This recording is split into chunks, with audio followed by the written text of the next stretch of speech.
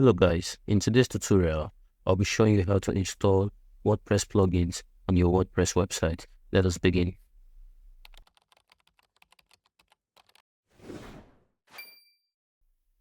Plugins are add-ons that supercharge your website.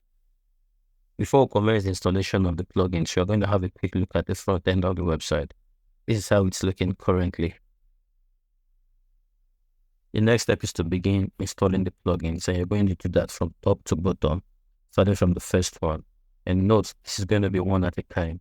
And to avoid any kind of error, it's going to be done meticulously one at a time. So after it's done, you'd see some information, install successfully. In some cases, you have to activate the plugin after it has successfully installed. But in this case, it activated directly on its own. You'll do the same to all the plugins that are available until finish, or rather until it's completed. And when it's done, you'd see this message, and you click return to the dashboard, and that's it. You successfully installed all plugins on your WordPress website. The next step is to install, or rather import your demo content, and that will be done in our next tutorial.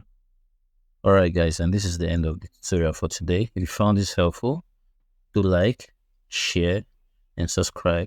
See you in the next tutorial, and have a lovely day.